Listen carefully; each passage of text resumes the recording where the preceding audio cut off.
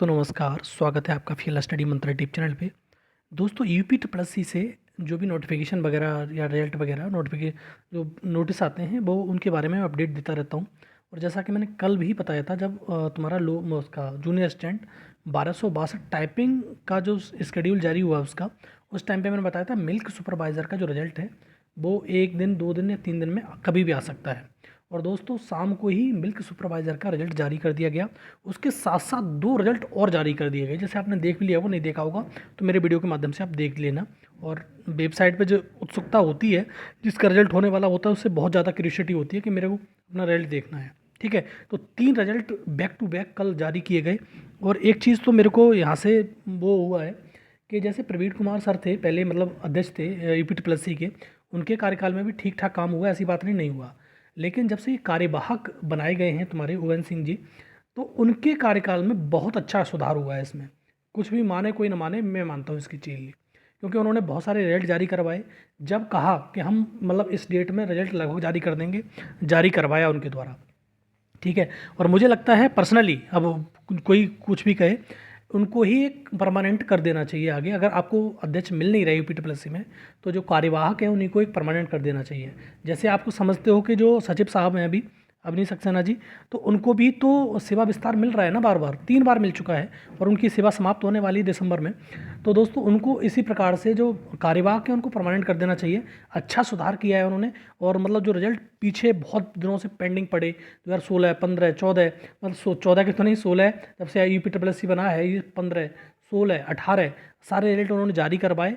और ये एक बड़ी बात होती है अपने आप में, क्योंकि बैक रिजल्ट लाना और आगे की परीक्षाओं को शेड्यूल करना, ये बड़ा अपना कॉम्बिनेशन बैठाना बहुत टेढ़ी खीर है। ठीक है, लेकिन उन्होंने कराया करके दिखाया है, अच्छी बात है।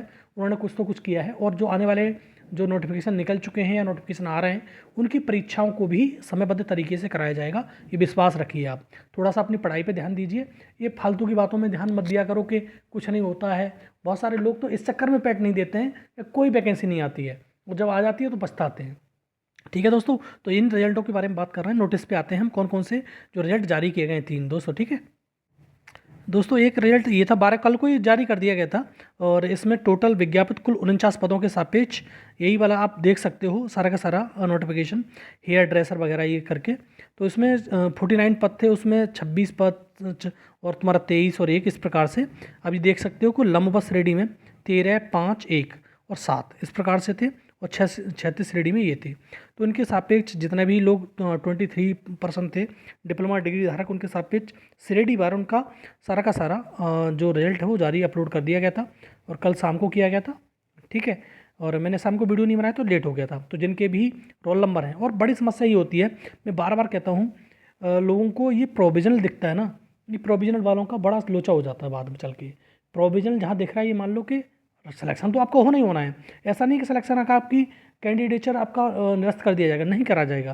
लेकिन फिर भी ये जो दिखे आता है ना प्रोविजनल, बड़ा चुभता है प्रोविजनल लिखने वाले को। और क्योंकि अभी देखो इसका लेखपाल का कब से इसकी ज्वाइनिंग भी हो गई, मतलब 10 जुलाई को अब अभी, लेकिन फिर भी जो बेचारे जो प्रोविजनल है उनकी ज्वाइनिंग नहीं हो पाई है। बहुत सारे ज़िले ऐसे बचे हुए हैं। देखो ये पहले रोल नंबर पे प्रोविजनल, दूसरे पे 2 प्रोविजनल यहाँ हो गए, 3, 4, 5, 6, मतलब सबसे ज़्यादा प्रोविजनल यहाँ पर 6-7 लोग प्रोविजनल हो गए। 26 वैकेंसी में 7, मतलब कितना मतलब दिक्कत है। तो ये चीज़ आप ध्यान रखा करिए। ठीक है, और जिनका भी सिलेक्शन हुआ है उनके लिए बहुत बहुत बधाई दोस्तों। और आगे चलते हैं, एक अगला, मतलब एक तो ये हो गया, दूसरे पे बात करते हैं। दूसरा वाला देखो 2015 की वैकेंसी है। ये बहुत बहुत पुरानी पुरानी वैकेंसी हैं।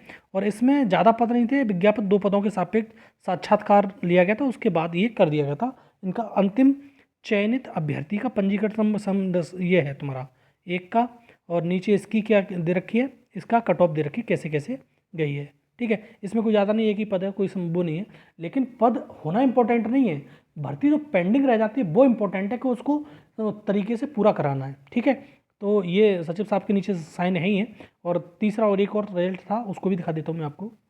देखो इस रिजल्ट के बारे में मैंने बताया था, दुग्ध पर्यवेक्षक के विज्ञापित 62 पदों पर। और ये मैंने कल जब सुबह वीडियो बनाया था तो मैंने कहा था कि आज में, कल में, परसों में आपका रिजल्ट जारी कर दिया जाएगा। ये भी बहुत दिनों से पेंडिंग रिजल्ट था। और ये 2016 की भर्ती है दोस्तों, आप समझ सकते हो 2016 की। 2015, 15, 16 की भर्तियों के रिजल्ट आज क्लियर हो रहे हैं। 2024 अब समाप्त होने वाला है, 2025 लगने वाला है। बड़ी बात है इसमें, क्योंकि इतने दिनों तक इंतजार कौन करता है। ठीक। तो 35 पद अनारक्षित के, अनुसूचित जाति के 11, अनुसूचित जनजाति के 2 और अन्य पिछड़ा वर्ग के 14 उनके सापेक्ष। और ये क्षैतिज आरक्षण में स्वतंत्रता संग्राम सेनानी, विकलांगजन महिला और भूतपूर्व सैनिक इनके पद थे। तो इनका सारा का सारा करके अंतिम चयन परिणाम अपलोड कर दिया गया है। और जिनके भी रोल नंबर हैं ये, अब देखो यहाँ पर अच्छी बात ये लग रही है कि जहाँ पर जितने भी रोल नंबर दिख रहे हैं इसमें जैसे अनारक्षित का दिख रहा है, जनरल का एक भी प्रोविजनल नहीं दिख रहा। अच्छी बात है ये, जहाँ प्रोविजनल दिखते हैं बड़ा समस्या हो जाती है उनको। अब देखो दूसरा, अनुसूचित जाति में टोटल 11 लोग थे, इसमें से एक छात्र प्रोविजनल हो गए हैं। ठीक है, ये समस्या होती है बहुत ज़्यादा।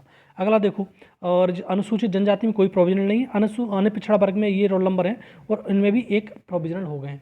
तो दोस्तों जब भी आप अपने, और नीचे इनकी कट ऑफ वगैरह के बारे में दे रखा है कि जो मतलब इंटरव्यू हुआ था उसकी कट ऑफ क्या क्या गई है।